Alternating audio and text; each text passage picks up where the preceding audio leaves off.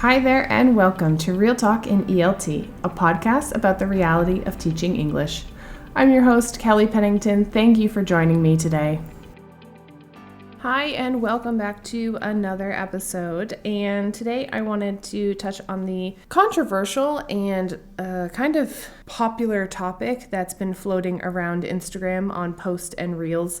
Recently, I've seen quite a few people posting things regarding knowing your value and don't let people take advantage of you. There's a specific reel with audio that's going around that it takes you hours and that's why you charge so much. So I have an opinion on this, and I have kind of a strong opinion on this because I have been approached in the past and still continue to be approached for working on projects or giving advice, mentoring, tutoring, giving classes for free or at an extremely discounted rate. Here's the thing about it. My personal history is that I came from a working class family in the United States. We didn't have a lot of extra.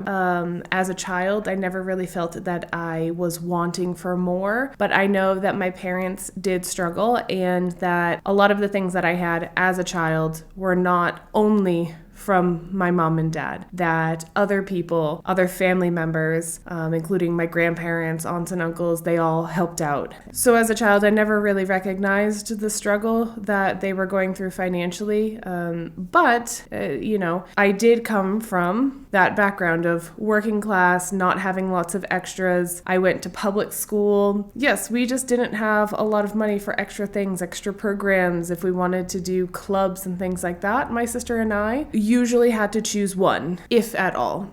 So if we had the opportunity, we could do one thing, but we couldn't do multiple things because it just wasn't possible for us. So coming from that background of being, a child of working class America, I think that there's always this period of time in anybody's life where they need to reach out and ask for help.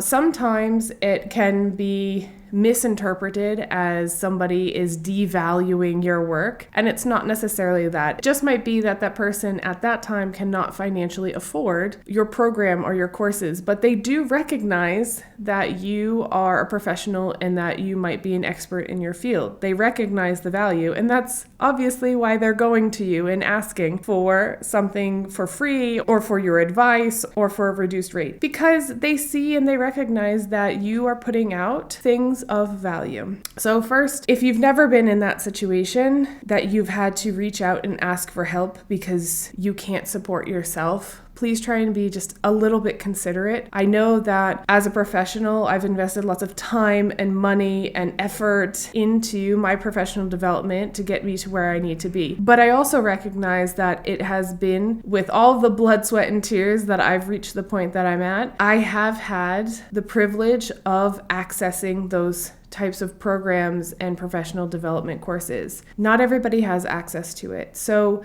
just kind of be considerate of that point. And it's not always coming from a place of trying to take advantage of you or trying to get the best deal. Sometimes it's coming from a place of, I know this is valuable. I know what you're doing is important, and it would be really valuable for myself and for my career going forward, whether it's a teacher or whether it's an English student. Just have some consideration that maybe asking for that help and asking for the reduced amount, asking for a discount is difficult for some people because it's very humbling to recognize the fact that you're not able to financially support yourself or you're not able to financially afford things that really you need to be able to move forward with your life or your career or whatever. So that's the first thing. So I would just recommend to all my peers that if somebody asks you for a discount, if somebody asks you for something for free, don't get offended. It might be because the student or the colleague really truly has no other option. My second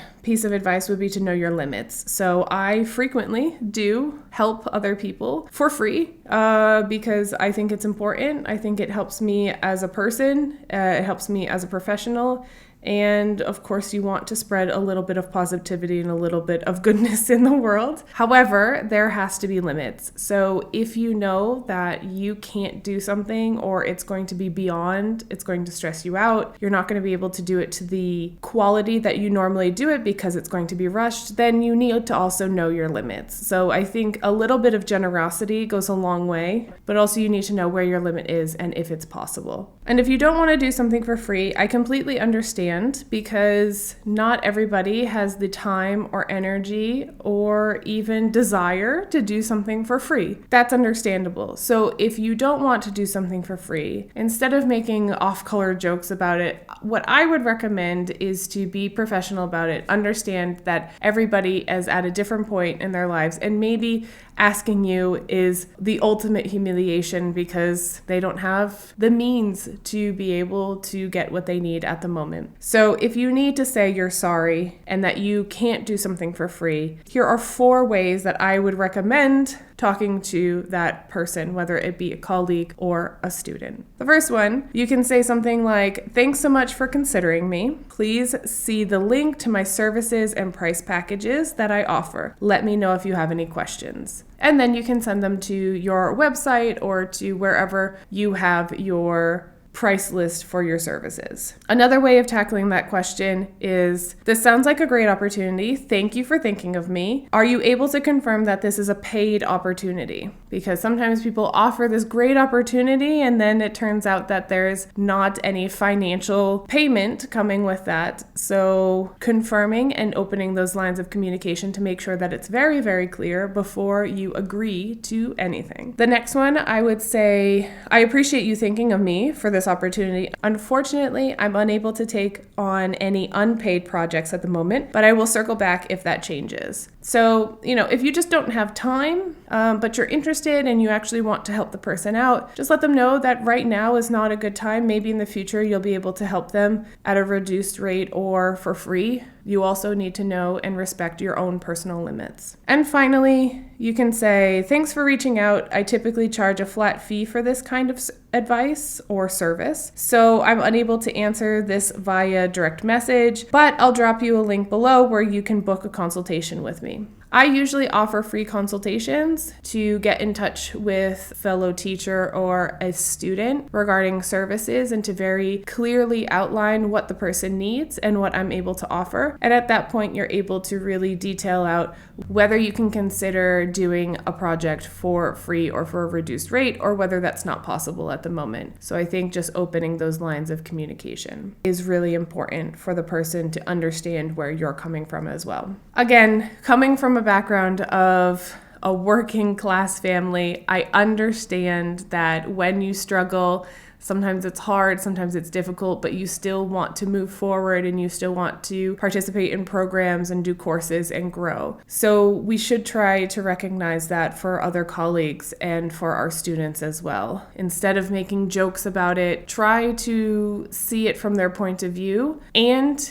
if you're willing or able to, contribute to the community and think of it as an opportunity to make an impact, a positive impact in somebody's life, especially if it's an opportunity that you can do to make a positive impact in somebody's life without any undue stress or complications in your personal and professional life. So please consider it and try to understand that people come from all walks of life and people are at different points in their lives. So if you can contribute and if you can help out, then I'm sure that the person that's contacting you is going to be more than appreciative. And if not, try to be really respectful that that person might be struggling, and you can use the suggestions that I just gave you, or maybe it would be better to recommend them to another person that would be more than willing to help them, especially if they're going through a difficult time. Well, I think that's it for this week. Let me know if you have any questions or comments on this controversial topic of people asking for free services. Thanks so much for tuning in, and I will see you next time.